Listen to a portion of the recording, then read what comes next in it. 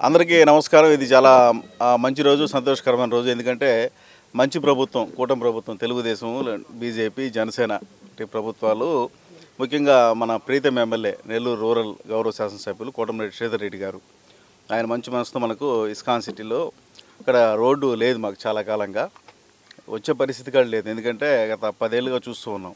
ISKCON సిటీలో చాలా roads ఉన్నాయి ఇంకా పెండింగు, అన్నీ కూడా స్టార్ట్ చేస్తామని చెప్పిన హామీ ఇచ్చారు ఎమ్మెల్యే శ్రీధర్ రెడ్డి గారు. అయితే ఉన్న బడ్జెట్ను అడ్జస్ట్ చేస్తూ మొదటగా ఈ బిట్ని ఒక 30 లక్షల రూపాయలతో దీన్ని స్టార్ట్ చేశారు.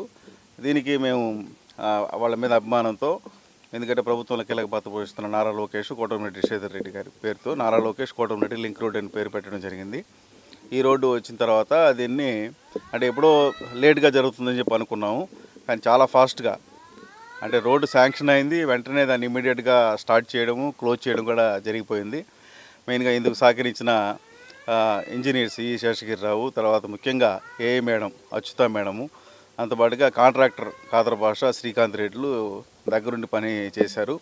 అయితే మాకు ఇంకా కూడా కొంత ఎక్స్టెన్షన్ చేయాల్సి ఉంది. సిమెంట్ రోడ్ని అవతల కూడా కొన్ని రెసిడెంట్స్ ఉన్నారు, అది చేయాలా. తర్వాత వాటర్ పైప్ లైన్ వర్క్ కూడా ఉంది. ఖచ్చితంగా ఈ మంచి ప్రభుత్వంలో శ్రీధర్ అన్న సహకారంతో, గిరిధర్ రెడ్డి సహకారంతో ఈ వర్క్స్ కూడా కంప్లీట్ అవుతాయని మేము భావిస్తున్నాము. సో మొత్తానికి అయితే ఈ గ్రావెల్ రోడ్డు, మట్టి రోడ్డు మీద తిరిగే మాకు ఈ సిమెంట్ రోడ్ రావడం మాత్రం ఖచ్చితంగా చాలా సంతోషంగా ఉంది. Thank you.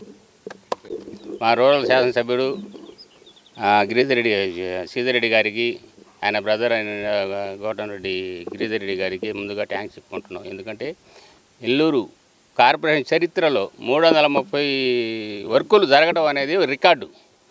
ఆ రికార్డుని కాంట్రాక్ట్ కూడా బద్దలు కొట్టారు. ఎందుకంటే ఒక్కసారి 330 వర్కులు, 330 మంది కాంట్రాక్టులు వర్కులు చేయటం అనేది రికార్డు. ఎప్పుడు జరగలే మున్సిపల్ కార్పొరేషన్లో. నేను 40 సంవత్సరాల మున్సిపల్ కాంట్రాక్ట్గా ఉన్నాను, కానీ ఎప్పుడు జరగలే ఆ విధంగా.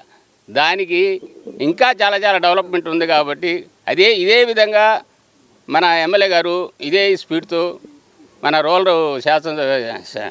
రూరల్ నియోజకవర్గాన్ని డెవలప్ చేస్తారని ఆశిస్తూ సెలవు తీసుకుంటాం.